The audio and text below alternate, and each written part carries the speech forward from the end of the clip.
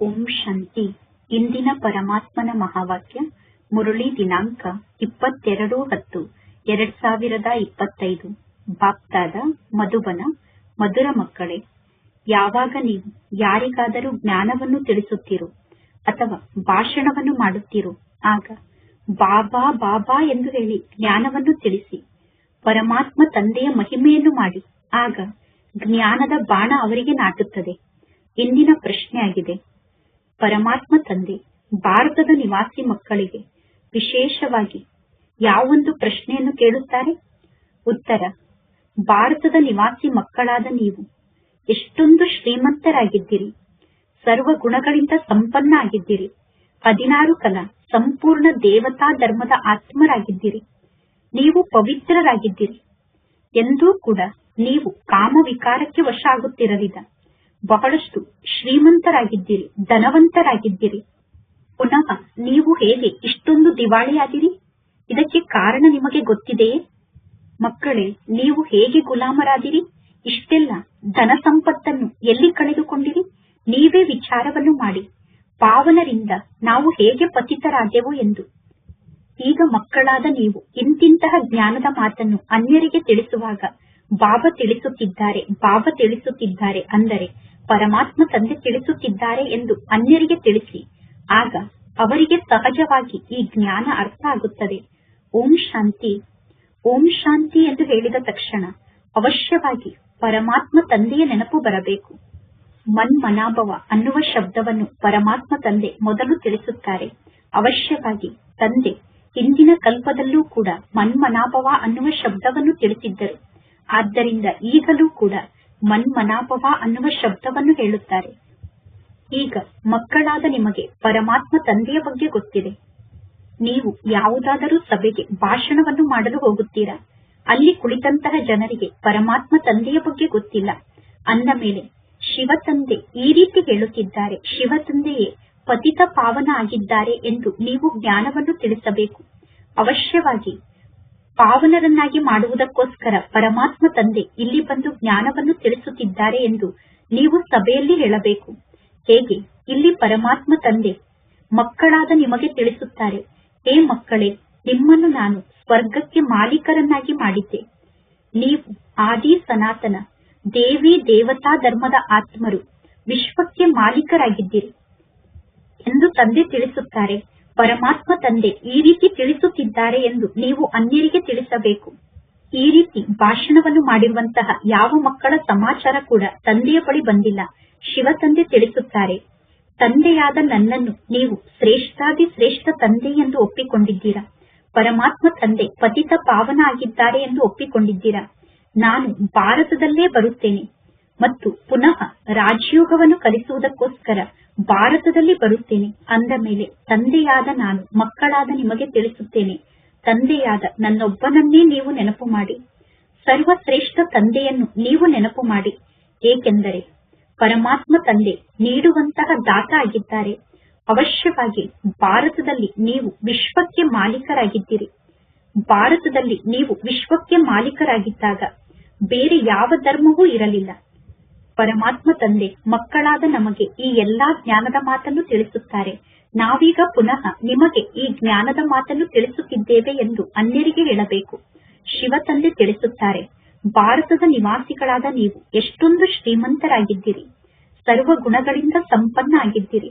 16 ಕಲಾ ಸಂಪೂರ್ಣ ದೇವತಾ ಧರ್ಮ ಮೊದಲು ಇತ್ತು. ನೀವೇ ಪವಿತ್ರರಾಗಿದ್ದೀರಿ. ನೀವು ಸತ್ಯಯುಗದಲ್ಲಿ ಎಂದೂ ಕಾಮ ವಿಕಾರಕ್ಕೆ ವಶ ಆಗುತ್ತಿರಲಿಲ್ಲ. ನೀವು ಬಹಳಷ್ಟು ಧನವಂತರಾಗಿದ್ದೀರಿ. ಪುನಃ ಪರಮಾತ್ಮ ತಂದೆ ತಿಳಿಸುತ್ತಾರೆ, ನೀವು ಹೇಗೆ ಇಷ್ಟೊಂದು ದಿವಾಳಿಯಾದಿರಿ? ನೀವು ದಿವಾಳಿಯಾಗಲು ಕಾರಣ ಏನು ಎಂದು ನಿಮಗೆ ಗೊತ್ತಿದೆಯೇನು? ನೀವೇ ವಿಶ್ವಕ್ಕೆ ಮಾಲೀಕರಾಗಿದ್ದೀರಿ. ಈಗ ಪುನಃ ನೀವು ವಿಶ್ವಕ್ಕೆ ಹೇಗೆ ಗುಲಾಮರಾಗಿದ್ದೀರಾ? ಅಂದರೆ ಈ ವಿಶ್ವದಲ್ಲಿ ಪುನಃ ನೀವು ಹೇಗೆ ಗುಲಾಮರಾಗಿದ್ದೀರಾ? ಎಲ್ಲರಿಂದ ನೀವು ಸಾಲವನ್ನು ತೆಗೆದುಕೊಳ್ಳುತ್ತಿರುತ್ತೀರಾ. ಅಂದ ಮೇಲೆ ಇಷ್ಟೆಲ್ಲಾ ಹಣ ಎಲ್ಲಿಗೆ ಹೋಯಿತು? ಹೇಗೆ ಬಾಬಾ ಭಾಷಣವನ್ನು ಮಾಡುತ್ತಾರೆ, ಅದೇ ರೀತಿ ನೀವು ಕೂಡ ಭಾಷಣವನ್ನು ಮಾಡಿ.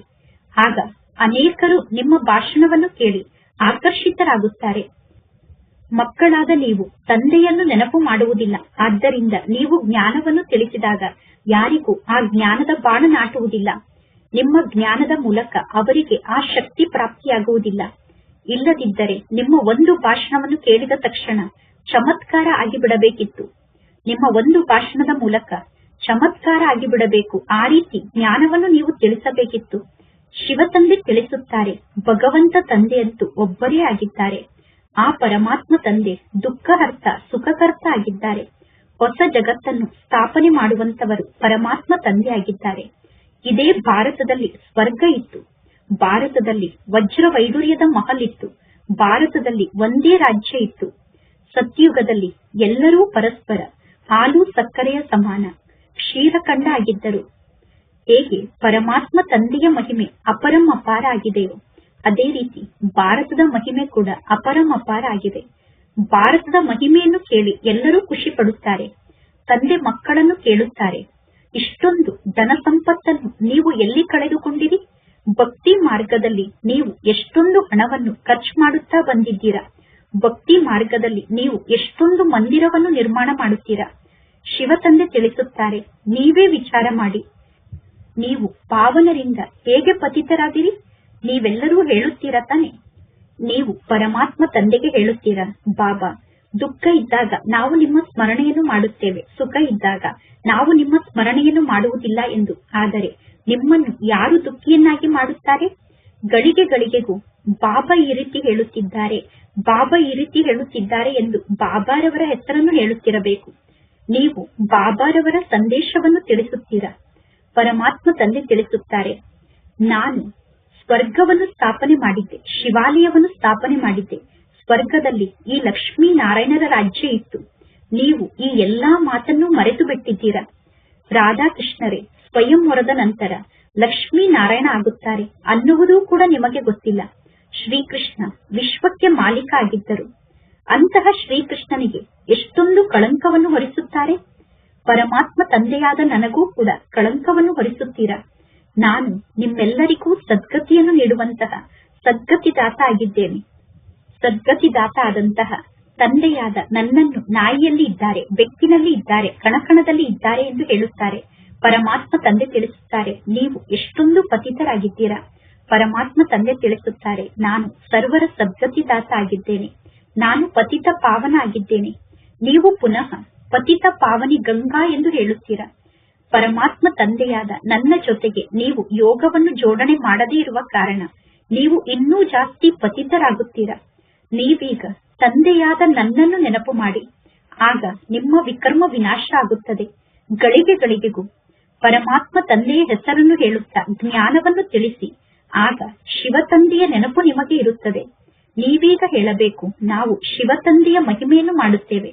ಪರಮಾತ್ಮ ತಂದೆ ಸ್ವಯಂ ತಿಳಿಸುತ್ತಾರೆ, ನಾನು ಹೇಗೆ ಈ ಬ್ರಹ್ಮ ತಂದೆಯ ಸಾಧಾರಣ ಪತಿತ ತನುವಿನಲ್ಲಿ ಇವರ ಬಹಳ ಜನ್ಮದ ಅಂತಿಮ ಜನ್ಮದಲ್ಲಿ ಬರುತ್ತೇನೆ. ಈ ಬ್ರಹ್ಮ ತಂದೆ ಬಹಳಷ್ಟು ಜನ್ಮವನ್ನು ಪಡೆದುಕೊಳ್ಳುತ್ತಾರೆ. ಈಗ ಈ ಬ್ರಹ್ಮ ತಂದೆ ನನ್ನ ಮಗು ಆಗಿದ್ದಾರೆ ಅಂದ ಮೇಲೆ ನಾನು ಈ ಬ್ರಹ್ಮನ ರಥದ ಮೂಲಕ ನಿಮಗೆ ಜ್ಞಾನವನ್ನು ತಿಳಿಸುತ್ತೇನೆ. ಈ ಬ್ರಹ್ಮ ತಂದೆಗೂ ಕೂಡ ತಮ್ಮ ಜನ್ಮದ ಬಗ್ಗೆ ಗೊತ್ತಿರಲಿಲ್ಲ. ಈ ಬ್ರಹ್ಮ ತಂದೆ ಭಗೀರಥ ಆಗಿದ್ದಾರೆ. ಈ ಬ್ರಹ್ಮ ತಂದೆಯ ವಾನಪ್ರಸ್ಥ ಸ್ಥಿತಿಯ ಸಮಯದಲ್ಲಿ ನಾನು ಇವರ ತನುವಿನಲ್ಲಿ ಪ್ರವೇಶವನ್ನು ಮಾಡುತ್ತೇನೆ. ಶಿವತಂದೆ ಈ ರೀತಿ ಜ್ಞಾನದ ಮಾತನ್ನು ತಿಳಿಸುತ್ತಾರೆ. ಇಂತಹ ಭಾಷಣವನ್ನು ಎಂದು ಯಾರ ಮೂಲಕವೂ ನೀವು ಎಲ್ಲೂ ಕೇಳಿಲ್ಲ. ಶಿವತಂದೆಯ ಹೆಸರನ್ನು ಮಕ್ಕಳು ಹೇಳುವುದೇ ಇಲ್ಲ. ಇಡೀ ದಿನ ಬಾಬಾರವರನ್ನು ಮಕ್ಕಳು ಸ್ವಲ್ಪ ಕೂಡ ನೆನಪು ಮಾಡುವುದಿಲ್ಲ. ಕೇವಲ ಅಲ್ಲಸಲ್ಲದ ವ್ಯರ್ಥ ಮಾತಿನಲ್ಲಿ ಸಿಕ್ಕಿ ಹಾಕಿಕೊಂಡಿರುತ್ತಾರೆ ಮತ್ತು ಪರಮಾತ್ಮ ತಂದೆಗೆ ಪತ್ರವನ್ನು ಬರೆಯುತ್ತಾರೆ. ಬಾಬಾ, ನಾನು ಈ ರೀತಿ ಭಾಷಣವನ್ನು ಮಾಡಿದೆ, ನಾನು ಈ ರೀತಿ ಜ್ಞಾನವನ್ನು ತಿಳಿಸಿದೆ ಎಂದು. ಶಿವತಂದೆ ತಿಳಿದುಕೊಳ್ಳುತ್ತಾರೆ, ಇನ್ನೂ ನೀವು ಜ್ಞಾನವನ್ನು ತಿಳಿಸುವ ಮಾತಿನಲ್ಲಿ ಇರುವೆ ಆಗಿದ್ದೀರಾ. ಜ್ಞಾನವನ್ನು ತಿಳಿಸುವ ಮಾತಿನಲ್ಲಿ ಇನ್ನೂ ನೀವು ಜೇಡರ ಹುಳು ಕೂಡ ಆಗಿಲ್ಲ. ಆದರೂ ನಿಮಗೆ ಎಷ್ಟೊಂದು ಅಹಂಕಾರ ಇದೆ. ಶಿವತಂದೆ ಬ್ರಹ್ಮ ತಂದೆಯ ತನುವಿನ ಮೂಲಕ ಈ ಜ್ಞಾನದ ಮಾತನ್ನು ತಿಳಿಸುತ್ತಿದ್ದಾರೆ ಎಂದು ಮಕ್ಕಳು ಅರ್ಥ ಮಾಡಿಕೊಳ್ಳುವುದಿಲ್ಲ. ಶಿವತಂದೆಯನ್ನು ನೀವು ಮರೆತು ಬಿಡುತ್ತೀರಾ. ಬ್ರಹ್ಮ ತಂದೆಯ ಬಗ್ಗೆ ಮಕ್ಕಳು ತಕ್ಷಣ ಮುನಿಸಿಕೊಳ್ಳುತ್ತೀರಾ. ಬ್ರಹ್ಮ ತಂದೆಯ ಜೊತೆಗೆ ತಕ್ಷಣ ಮುನಿಸಿಕೊಳ್ಳುತ್ತೀರಾ. ಪರಮಾತ್ಮ ತಂದೆ ತಿಳಿಸುತ್ತಾರೆ, ನೀವು ತಂದೆಯಾದ ನನ್ನನ್ನು ನೆನಪು ಮಾಡಿ. ಏಕೆಂದರೆ ತಂದೆಯಾದ ನನ್ನ ಜೊತೆಗೆ ನಿಮಗೆ ಕೆಲಸ ಇದೆ. ನೀವು ನನ್ನನ್ನು ನೆನಪು ಮಾಡುತ್ತೀರಾ ತಾನೆ? ಆದರೆ ಪರಮಾತ್ಮ ತಂದೆ ಯಾರಾಗಿದ್ದಾರೆ, ಪರಮಾತ್ಮ ತಂದೆ ಯಾವಾಗ ಬರುತ್ತಾರೆ, ಪರಮಾತ್ಮ ತಂದೆ ಹೇಗಿದ್ದಾರೆ ಅನ್ನುವುದು ನಿಮಗೂ ಕೂಡ ಗೊತ್ತಿರಲಿಲ್ಲ. ಜಗತ್ತಿನಲ್ಲಿರುವ ಗುರುಗಳು ನಿಮಗೆ ಹೇಳುತ್ತಾರೆ ಕಲ್ಪದ ಆಯಸ್ಸು ಲಕ್ಷಾಂತರ ವರ್ಷ ಎಂದು, ಮತ್ತು ಪರಮಾತ್ಮ ತಂದೆ ತಿಳಿಸುತ್ತಾರೆ ಕಲ್ಪದ ಆಯಸ್ಸು ಕೇವಲ 5,000 ವರ್ಷ ಆಗಿದೆ. ಹಳೆಯ ಜಗತ್ತು ಪುನಃ ಹೊಸ ಜಗತ್ತಾಗುತ್ತದೆ, ಹೊಸ ಜಗತ್ತು ಪುನಃ ಹಳೆಯ ಜಗತ್ತಾಗುತ್ತದೆ. ಈಗ ಹೊಸ ದೆಹಲಿ ಎಲ್ಲಿದೆ? ದೆಹಲಿ ಯಾವಾಗ ಸ್ವರ್ಗ ಆಗಿತ್ತೋ ಆಗ ದೆಹಲಿಗೆ ಹೊಸ ದೆಹಲಿ ಎಂದು ಕರೆಯಲಾಗುತ್ತದೆ. ಹೊಸ ಜಗತ್ತಿನಲ್ಲಿ ಹೊಸ ದೆಹಲಿ ಇತ್ತು. ಯಮುನಾ ನದಿಯ ದಡದಲ್ಲಿ ನಿಮ್ಮ ಅರಮನೆ ಇತ್ತು. ಯಮುನಾ ನದಿಯ ದಡದಲ್ಲಿ ಲಕ್ಷ್ಮೀನಾರಾಯಣರ ಮಹಲ್ ಇತ್ತು. ಅದು ಸ್ವರ್ಗ ಆಗಿತ್ತು. ಈಗ ಈ ಜಗತ್ತು ಸ್ಮಶಾನ ಆಗಲೇಬೇಕು. ಎಲ್ಲರೂ ಕೂಡ ಸ್ಮಶಾನವಾಸಿಗಳಾಗುತ್ತಾರೆ. ಈಗ ಈ ಜಗತ್ತೇ ಸ್ಮಶಾನ ಆಗುತ್ತದೆ. ಅಂದ ಮೇಲೆ ಎಲ್ಲರ ಅಂತಿಮ ಸಂಸ್ಕಾರವನ್ನು ಮಾಡಲಾಗುತ್ತದೆ. ಆದ್ದರಿಂದ ಪರಮಾತ್ಮ ತಂದೆ ತಿಳಿಸುತ್ತಾರೆ, ಸರ್ವಶ್ರೇಷ್ಠ ತಂದೆಯಾದ ನನ್ನನ್ನು ನೀವು ನೆನಪು ಮಾಡಿ, ಆಗ ನೀವು ಪಾವನರಾಗುತ್ತೀರಾ. ಸದಾ ಬಾಬಾ ಈ ರೀತಿ ಹೇಳುತ್ತಾರೆ, ಬಾಬಾ ಈ ರೀತಿ ಹೇಳುತ್ತಾರೆ ಎಂದು ಹೇಳುತ್ತಾ ಅನ್ಯರಿಗೆ ಜ್ಞಾನವನ್ನು ತಿಳಿಸಿ. ಬಾಬಾರವರ ಹೆಸರನ್ನು ನೀವು ತೆಗೆದುಕೊಳ್ಳುವುದಿಲ್ಲ. ಆದ್ದರಿಂದ ನಿಮ್ಮ ಜ್ಞಾನದ ಮಾತನ್ನು ಯಾರೂ ಕೂಡ ಕೇಳುವುದಿಲ್ಲ. ನೀವು ಬಾಬಾರವರ ನೆನಪಿನಲ್ಲಿ ಸ್ಥಿತ ಆಗದೇ ಇರುವ ಕಾರಣ ನಿಮ್ಮ ಜ್ಞಾನದಲ್ಲಿ ಹರಿತ ಇರುವುದೇ ಇಲ್ಲ. ದೇಹಾಭಿಮಾನಕ್ಕೆ ನೀವು ವಶ ಆಗುತ್ತೀರಾ. ಜ್ಞಾನವನ್ನು ತಿಳಿಸುವಾಗ ನೀವು ದೇಹಾಭಿಮಾನದಲ್ಲಿ ಬರುತ್ತೀರಾ. ಬಂಧನದಲ್ಲಿ ಇರುವಂತವರು ಹೊಡೆಸಿಕೊಳ್ಳುತ್ತಾರೆ. ಯಾರು ಬಂಧನದಲ್ಲಿ ಹೊಡೆಸಿಕೊಳ್ಳುತ್ತಾರೋ ಅವರು ನಿಮಗಿಂತ ಜಾಸ್ತಿ ತಂದೆಯ ನೆನಪಿನಲ್ಲಿ ಇರುತ್ತಾರೆ. ಬಂಧನದಲ್ಲಿ ಇರುವಂತಹ ಮಾತೆಯರಿಗೆ ತಂದೆಯ ನೆನಪು ಜಾಸ್ತಿ ಇರುತ್ತದೆ. ಬಂಧನದಲ್ಲಿ ಇರುವಂತವರು ಎಷ್ಟೊಂದು ತಂದೆಯನ್ನು ಕೂಗಿ ಕರೆಯುತ್ತಾರೆ. ಪರಮಾತ್ಮ ತಂದೆ ತಿಳಿಸುತ್ತಾರೆ, ನೀವೆಲ್ಲರೂ ದ್ರೌಪದಿಯರಾಗಿದ್ದೀರಾ.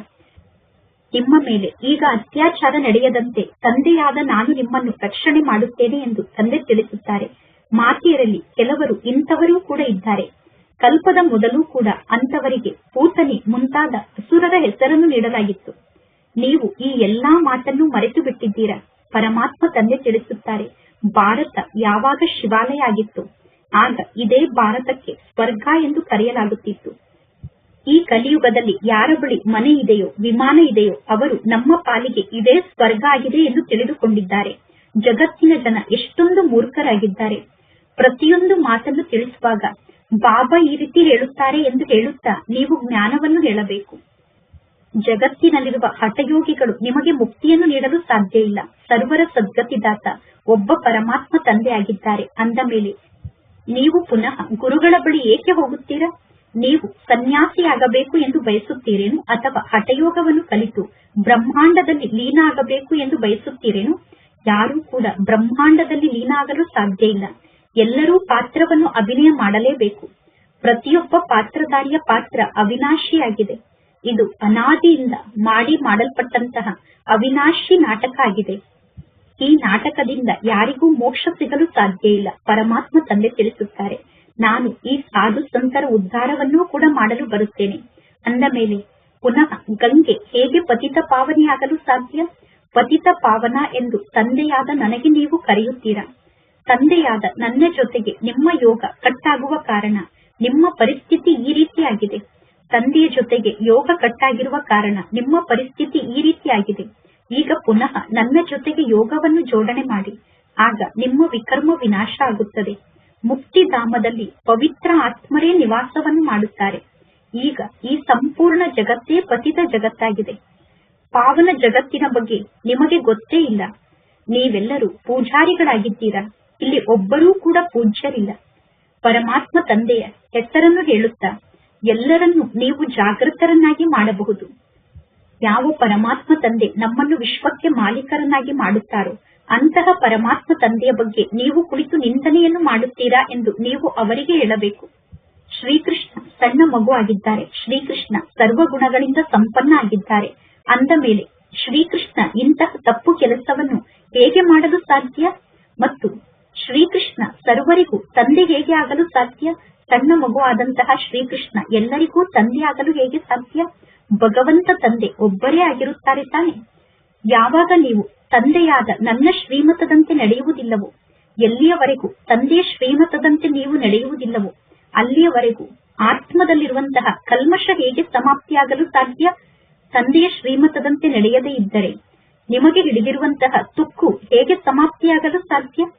ನೀವು ಎಲ್ಲರ ಪೂಜೆಯನ್ನು ಮಾಡುತ್ತಾ ಬಂದಿದ್ದೀರಾ, ಎಲ್ಲರ ಪೂಜೆಯನ್ನು ಮಾಡುತ್ತಾ ನಿಮ್ಮ ಪರಿಸ್ಥಿತಿ ಏನಾಗಿದೆ ನೋಡಿ. ಆದ್ದರಿಂದ ಪುನಃ ನಾನು ಈ ಸೃಷ್ಟಿಗೆ ಬರಬೇಕಾಗುತ್ತದೆ. ಈಗ ನೀವು ಎಷ್ಟೊಂದು ಧರ್ಮಭ್ರಷ್ಟರು, ಕರ್ಮಭ್ರಷ್ಟರು ಆಗಿದ್ದೀರಾ. ಅಂದ ಮೇಲೆ ಹಿಂದೂ ಧರ್ಮವನ್ನು ಯಾವಾಗ ಸ್ಥಾಪನೆ ಮಾಡಿದರು, ಯಾರು ಸ್ಥಾಪನೆ ಮಾಡಿದರು ಎಂದು ನೀವು ತಿಳಿಸಿ. ಈ ರೀತಿ ಚೆನ್ನಾಗಿ ಬಹಳ ಜೋರಾಗಿ ಭಾಷಣವನ್ನು ಮಾಡಬೇಕು, ಗರ್ಜಿಸಿ ಭಾಷಣವನ್ನು ಮಾಡಬೇಕು. ಗಳಿಗೆ ಗಳಿಗೆಗೂ ತಂದೆಯ ನೆನಪು ನಿಮಗೆ ಬರುವುದೇ ಇಲ್ಲ. ಕೆಲವೊಮ್ಮೆ ಕೆಲವು ಮಕ್ಕಳು ಬಾಬಾರವರಿಗೆ ಪತ್ರದಲ್ಲಿ ಬರೆಯುತ್ತಾರೆ, ನನ್ನ ತನುವಿನಲ್ಲಿ ಸ್ವಯಂ ಪರಮಾತ್ಮ ತಂದೆ ಪ್ರವೇಶವನ್ನು ಮಾಡಿ ಭಾಷಣವನ್ನು ಮಾಡಿದರು. ಅಂದರೆ ಶಿವ ತಂದೆ ಬಹಳಷ್ಟು ಮಕ್ಕಳಿಗೆ ಸಹಾಯವನ್ನು ಮಾಡುತ್ತಿರುತ್ತಾರೆ. ನೀವು ನೆನಪಿನ ಯಾತ್ರೆಯಲ್ಲಿ ಸ್ಥಿತ ಆಗಿರುವುದಿಲ್ಲ. ಆದ್ದರಿಂದ ಇನ್ನೂ ನಿಮ್ಮ ಸೇವೆ ಇರುವೆ ಮಾರ್ಗದ ಸೇವೆ ಆಗಿದೆ. ಈಗ ಇನ್ನೂ ನೀವು ಇರುವೆ ಮಾರ್ಗದಲ್ಲಿ ಸೇವೆಯನ್ನು ಮಾಡುತ್ತಿದ್ದೀರಾ. ಯಾವಾಗ ನೀವು ಜ್ಞಾನವನ್ನು ತಿಳಿಸುವಾಗ ಬಾಬಾರವರ ಹೆಸರನ್ನು ತೆಗೆದುಕೊಳ್ಳುತ್ತೀರೋ, ಆಗ ಯಾರಿಗೆ ನೀವು ಜ್ಞಾನವನ್ನು ಹೇಳುತ್ತೀರೋ ಅವರಿಗೆ ಜ್ಞಾನದ ಬಾಣ ನಾಟುತ್ತದೆ. ಪರಮಾತ್ಮ ತಂದೆ ತಿಳಿಸುತ್ತಾರೆ, ಮಕ್ಕಳೇ, ನೀವೇ ಆಲ್ರೌಂಡ್ ಪಾತ್ರವನ್ನು ಅಭಿನಯ ಮಾಡಿದ್ದೀರಾ. 84 ಜನ್ಮದ ಚಕ್ರದಲ್ಲಿ ನೀವೇ ಆಲ್ರೌಂಡರ್ ಆಗಿದ್ದೀರಾ. ಅಂದ ಮೇಲೆ ಈಗ ನಾನು ಬಂದು ನಿಮಗೆ ಜ್ಞಾನವನ್ನು ತಿಳಿಸಬೇಕಾಗುತ್ತದೆ. ನಾನು ಭಾರತದಲ್ಲೇ ಬರುತ್ತೇನೆ. ಯಾರು ಪೂಜ್ಯರಾಗಿದ್ದರೋ ಅವರೇ ಪೂಜಾರಿಗಳಾಗಿದ್ದಾರೆ. ನಾನು ಎಂದು ಪೂಜ್ಯ ಕೂಡ ಆಗುವುದಿಲ್ಲ, ಪೂಜಾರಿ ಕೂಡ ಆಗುವುದಿಲ್ಲ. ಪರಮಾತ್ಮ ತಂದೆ ತಿಳಿಸುತ್ತಾರೆ, ಜ್ಞಾನವನ್ನು ತಿಳಿಸುವಾಗ ಬಾಬಾ ಈ ರೀತಿ ಹೇಳುತ್ತಾರೆ, ಬಾಬಾ ಈ ರೀತಿ ಹೇಳುತ್ತಾರೆ ಅನ್ನುವ ಮಾತನ್ನು ಬಾರಿ ಬಾರಿಗೂ ತಿಳಿಸಬೇಕು. ಬಾಬಾ ಹೇಳುತ್ತಿದ್ದಾರೆ, ಬಾಬಾ ಹೇಳುತ್ತಿದ್ದಾರೆ ಅನ್ನುವಂತಹ ಮಾತನ್ನೇ ಬಾರಿ ಬಾರಿಗೂ ಮಂತ್ರದಂತೆ ಹೇಳುತ್ತಿರಬೇಕು. ಯಾವಾಗ ನೀವು ಈ ರೀತಿ ಭಾಷಣವನ್ನು ಮಾಡುತ್ತೀರೋ, ಇಂತಹ ಭಾಷಣದ ಬಗ್ಗೆ ತಂದೆ ಕೇಳಿದಾಗ ತಂದೆ ತಿಳಿದುಕೊಳ್ಳುತ್ತಾರೆ, ನೀವು ಇರುವೆಯಿಂದ ಈಗ ಜೇಡರ ಹುಳು ಆಗಿದ್ದೀರಾ. ಜ್ಞಾನವನ್ನು ತಿಳಿಸುವ ಮಾತಿನಲ್ಲಿ ಇರುವೆ ಆಗಿದ್ದಂತಹ ನೀವು ಜೇಡರ ಹುಳು ಆಗಿದ್ದೀರಾ ಎಂದು ತಂದೆ ತಿಳಿದುಕೊಳ್ಳುತ್ತಾರೆ. ಪರಮಾತ್ಮ ತಂದೆ ತಿಳಿಸುತ್ತಾರೆ, ನಾನೀಗ ನಿಮಗೆ ಶಿಕ್ಷಣವನ್ನು ಕಲಿಸುತ್ತೇನೆ. ನೀವು ಕೇವಲ ತಂದೆಯಾದ ನನ್ನನ್ನು ನೆನಪು ಮಾಡಿ. ಈ ಬ್ರಹ್ಮನ ರಥದ ಮೂಲಕ ತಂದೆಯಾದ ನನ್ನನ್ನು ನೆನಪು ಮಾಡಿ ಎಂದು ನಾನು ಕೇವಲ ನಿಮಗೆ ತಿಳಿಸುತ್ತೇನೆ. ನೀವೀಗ ಈ ರಥವನ್ನು ನೆನಪು ಮಾಡಬಾರದು, ಅಂದರೆ ಬ್ರಹ್ಮ ತಂದೆಯನ್ನು ನೆನಪು ಮಾಡಬಾರದು. ಬಾಬಾ ಈ ರೀತಿ ಹೇಳುತ್ತಾರೆ, ಬಾಬಾ ಈ ರೀತಿ ತಿಳಿಸುತ್ತಿದ್ದಾರೆ. ಈ ರೀತಿ ನೀವು ಜ್ಞಾನದ ಮಾತನ್ನು ಹೇಳಿ, ನಂತರ ನೋಡಿ ನಿಮ್ಮ ಜ್ಞಾನದ ಪ್ರಭಾವ ಎಷ್ಟೊಂದು ಆಗುತ್ತದೆ ಎಂದು ಪರಮಾತ್ಮ ತಂದೆ ತಿಳಿಸುತ್ತಾರೆ. ದೇಹ ಸಹಿತ ಎಲ್ಲಾ ಸಂಬಂಧಿಗಳಿಂದ ಬುದ್ಧಿಯೋಗವನ್ನು ದೂರ ಮಾಡಿಕೊಳ್ಳಿ. ನಿಮ್ಮ ದೇಹವನ್ನೂ ಕೂಡ ಈಗ ತ್ಯಾಗ ಮಾಡಿ. ಇನ್ನು ಉಳಿದಿರುವಂತದ್ದು ಕೇವಲ ಆತ್ಮ. ನೀವು ದೇಹವನ್ನೂ ಕೂಡ ತ್ಯಾಗ ಮಾಡಿದ ನಂತರ ಕೇವಲ ಆತ್ಮ ಮಾತ್ರ ಉಳಿಯುತ್ತದೆ. ಅಂದ ಮೇಲೆ ಸ್ವಯಂವನ್ನು ಆತ್ಮ ಎಂದು ತಿಳಿದುಕೊಂಡು ತಂದೆಯಾದ ನನ್ನನ್ನು ನೀವು ನೆನಪು ಮಾಡಿ. ಕೆಲವರು ಅಹಂ ಬ್ರಹ್ಮಾಸ್ಮಿ, ಮಾಯೆಗೆ ನಾನು ಮಾಲೀಕ ಆಗಿದ್ದೇನೆ ಎಂದು ಹೇಳುತ್ತಾರೆ. ಪರಮಾತ್ಮ ತಂದೆ ತಿಳಿಸುತ್ತಾರೆ, ಮಾಯೆ ಎಂದು ಯಾವುದಕ್ಕೆ ಕರೆಯಲಾಗುತ್ತದೆ ಅನ್ನುವುದೂ ಕೂಡ ಜನರಿಗೆ ಗೊತ್ತಿಲ್ಲ. ಮತ್ತು ಸಂಪತ್ತು ಎಂದು ಯಾವುದಕ್ಕೆ ಕರೆಯಲಾಗುತ್ತದೆ ಅನ್ನುವುದು ಕೂಡ ಜನರಿಗೆ ಗೊತ್ತಿಲ್ಲ. ನೀವು ಹಣಕ್ಕೆ ಮಾಯೆ ಎಂದು ಕರೆಯುತ್ತೀರಾ. ಈ ರೀತಿ ನೀವು ಜ್ಞಾನವನ್ನು ತಿಳಿಸಬಹುದು.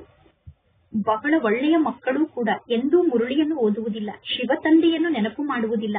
ಅಂದ ಮೇಲೆ ನಿಮ್ಮ ಜ್ಞಾನದ ಬಾಣ ಅವರಿಗೆ ನಾಟುವುದಿಲ್ಲ. ಏಕೆಂದರೆ ನೆನಪಿನ ಶಕ್ತಿ ನಿಮ್ಮಲ್ಲಿ ಇಲ್ಲ. ಅಂದರೆ ನೆನಪಿನ ಮೂಲಕ ನಿಮಗೆ ಶಕ್ತಿ ಪ್ರಾಪ್ತಿಯಾಗುತ್ತಿಲ್ಲ.